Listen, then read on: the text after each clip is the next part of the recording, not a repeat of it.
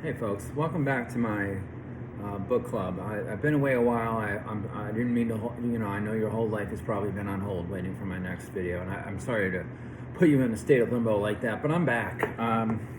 Today's book is Thomas Pynchon's Vineland, published in 1990. I got the idea to read this because it's only a rumor, but apparently Paul Thomas Anderson, the movie director's next movie, is going to be an adaptation of this book starring Leonardo DiCaprio.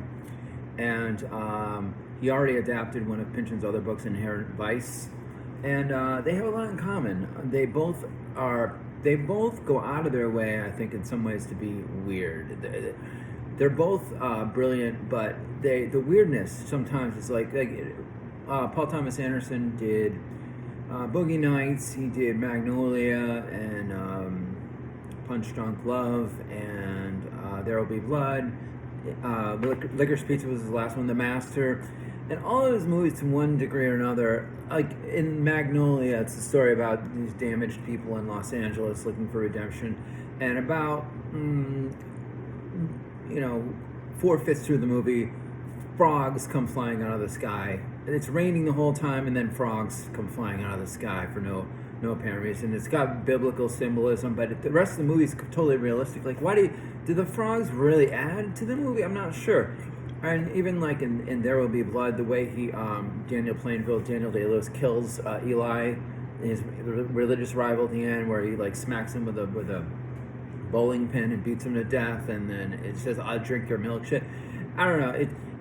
It goes out of his way to be a little bit strange, which is why he's critically acclaimed, but his movies are, if you compare him with like one of his contemporaries from the 90s, Quentin Tarantino's had way more box office success, and it's because Tarantino, despite all the violence and the F-bombs and everything else, is basically an entertainer.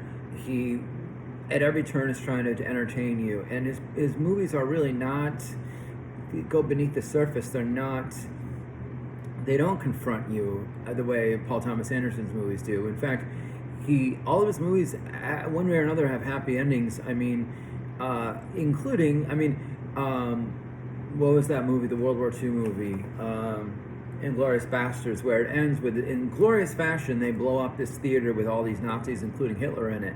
Well, of course, that's not historically how Hitler died, but it's more satisfying, so that's what we're going to get. Or in his last movie, Once Upon a Time in Hollywood, where involves partially Charles Manson and Sharon Tate. Guess what happens at the end of the movie? Sharon Tate lives. Not accurate, but Quentin is a crowd pleaser. But other artists like Paul Thomas Anderson and Thomas Pynchon deliberately delve in weirdness. And I've read several of Pynchon's books. I still can't decide if I like them or not. Maybe I don't, because if I really did, I guess I wouldn't have trouble deciding. Probably his most famous book is Gravity's Rainbow from 1973. Very long, I think it's 800 pages long, epic about World War II. But it's not your father's World War II story. There's so many World War II books and movies that have been written, and I think a lot of it is because people feel like it's the one war where there's a certain moral clarity, where it was good versus evil. We defeated the evil Nazis. The Japanese dropped a bomb on Pearl Harbor. We got back at them. The good guys won. Well, in most wars, there's a lot of moral ambiguity. Look at the War of Vietnam, the Iraq War, Israel versus Palestine. It's like sometimes it's a lot of gray areas, and we feel the World War II was without gray areas, even though I think there were gray areas too, like were we really justified in dropping the atomic bomb on Japan in retaliation?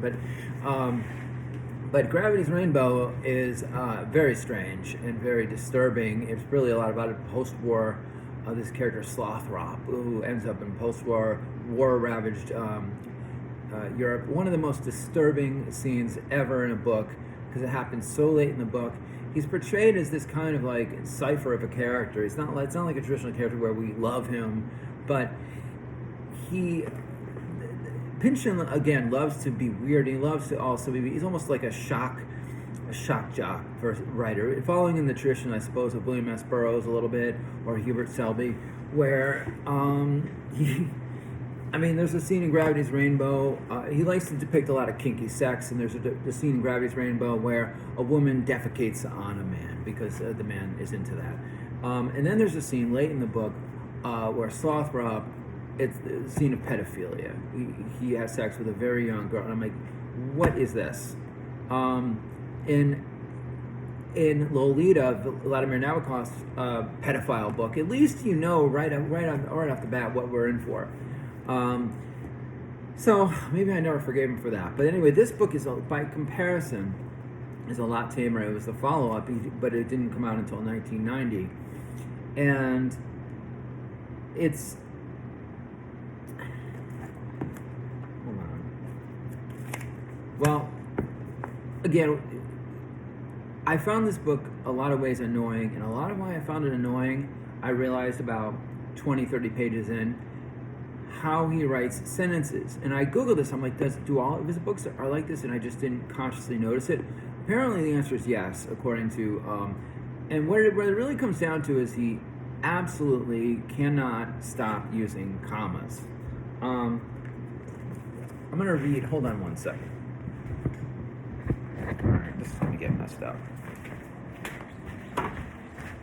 I'm going to go to my reading machine, which I use, which could be a subject of another video. But I'm going to read for you, folks. This is just... I got the wrong page.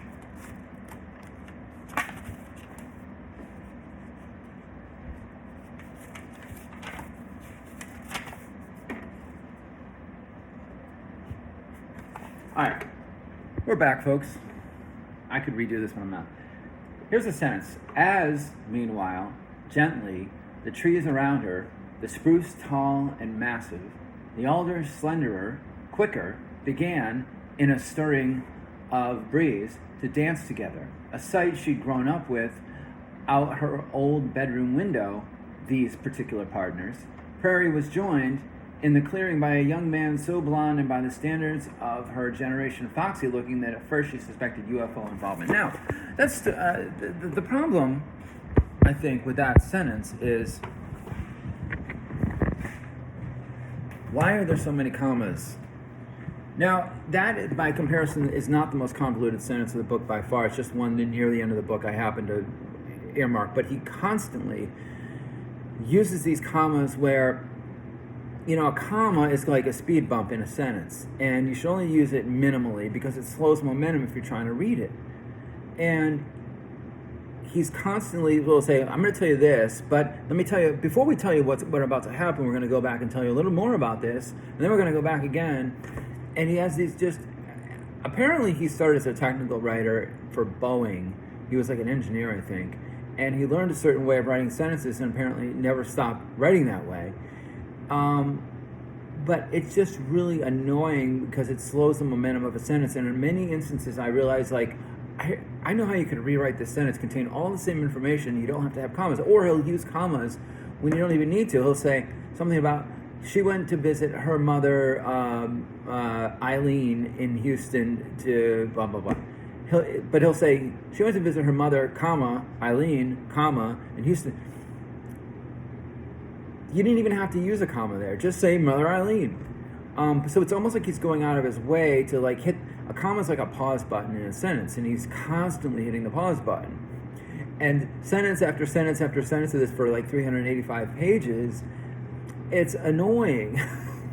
And so it just the way he writes sentences, I feel like makes it. I don't know if he just does it out of habit or if he has a conscious thing, like he's trying to slow you down, because that's what it basically does. It forces you to slow down. But I don't want to slow down, Tom. I want to, speed up. So I found that very annoying. On the other hand, there's things. Why do I like him? Why do I like him? Well, here's another example on the same page. We're going to go down. He's describing a fictional documentary on the 1984 NBA playoffs called Magnificent Disaster. And he says, the movie at 9, more than the usual basketball epic, was a story of transcendent courage on the part of the gallant but doomed LA Lakers as they struggled under hellish and subhuman conditions at Boston Garden against an unscrupulous foe. Hostile referees and fans whose behavior might have shamed their mothers had their mothers not been right there screaming epithets. Turn the page. Ruining Laker free throws, sloshing beer on their children in moments of high emotion already. To be fair, the producers had tried their best to make the Celtics look good.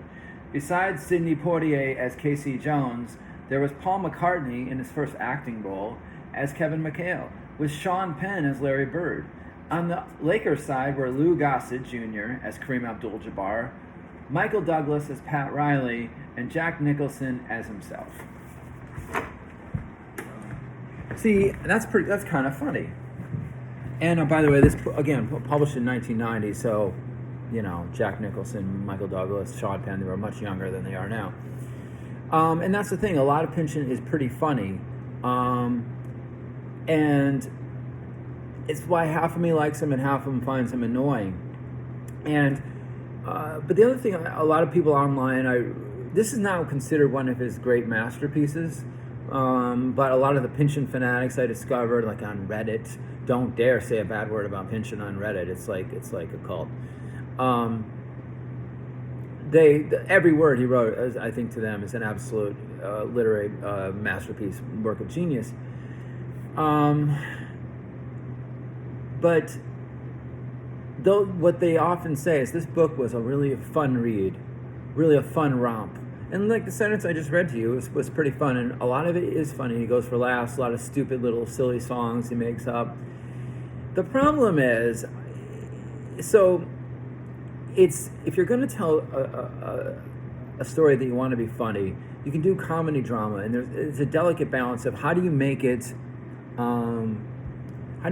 where it's funny and you can have serious elements, but if the serious elements are too serious, it can sink all the comedy and leave a bad taste in your mouth, and vice versa.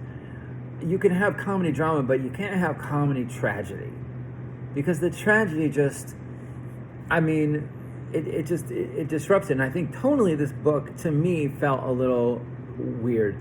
First of all, again, Pynchon loves his depictions of weird sexual kind of stuff, and there's a supporting character in the book who's actually a ninja. She actually goes to Japan, and according to the world of this book, which deals somewhat with magical realism, there's still underground ninjas in Japan. I don't know if that's actually accurate. Probably is not. I think ninjas really did exist in medieval Japan. Anyway, she becomes trained as a ninja. She escapes. She goes back to America. They capture her and force her into prostitution. That's pretty dark. But then the book doesn't really wrestle with any of the consequences of that. Also, there's another thing in the book. Now, I haven't even told you what the book is really about. It's basically about 60s counterculture and kind of where it all went wrong, and how and maybe that's part of why I feel like this book feels dated, and maybe in 30 years it'll somehow feel less dated, because the notion of like the hippies changing the world, I think it feels somewhat laughable, considering that they are now the boomers who in large numbers are Trump's top, voting bloc.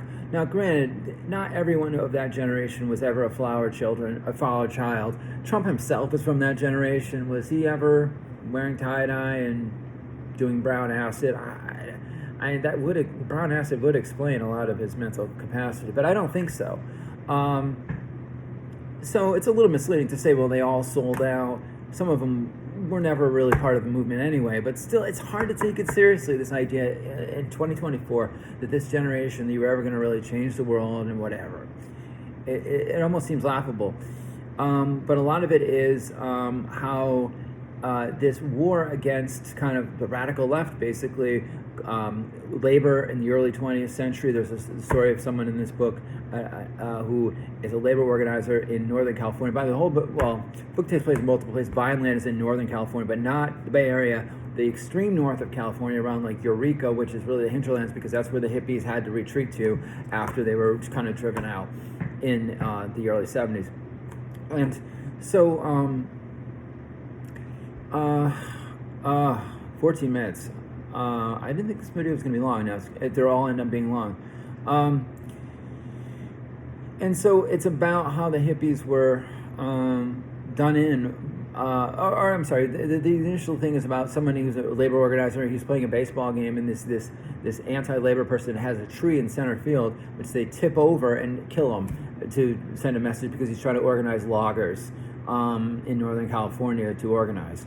And then talk, a little bit about the communist scare. And then in the 60s, it was the war against the hippies. And then that transforms in the 80s. In the present day, this book takes place in 1984, Ronald Reagan's America, and the war on drugs, which is what it all transformed into.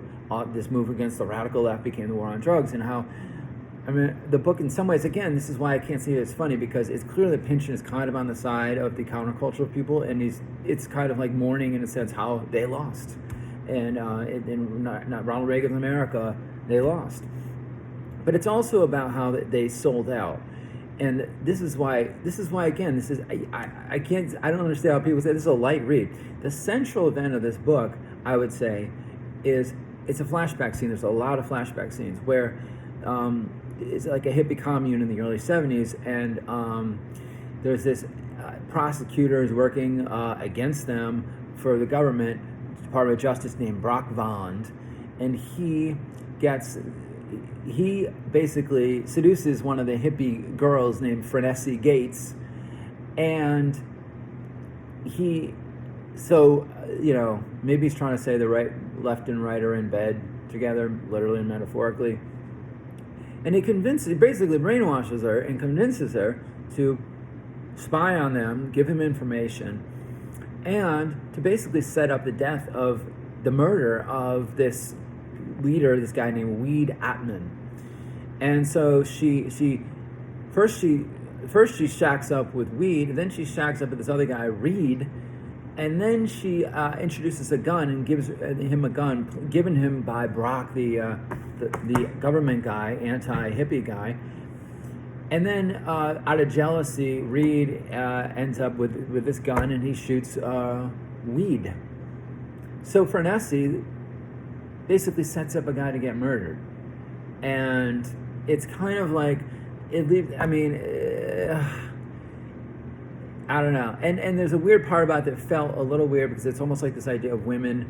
It's like a retelling of Adam and Eve. It's like women fall for temptation with the apple, or in this case, with a sexy man in uniform working for the government, and she sells out all of her supposed hippie ideals and sleeps with a guy, and then betrays her own people in the hippie commune.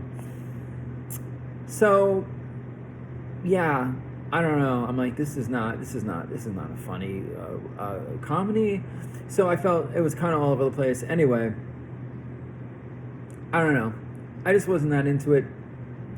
Maybe I don't know. Just write better sentences, Tom. I know he's like 86 years old. He's still alive. I don't know if he's going to write another book. If you're watching, Tom, less convoluted sentences. That's all I ask for. Otherwise, maybe this would have been a great book. Anyway, next time, I don't know. We'll see. I have no idea when I'm going to read, but I don't know. Thanks for watching.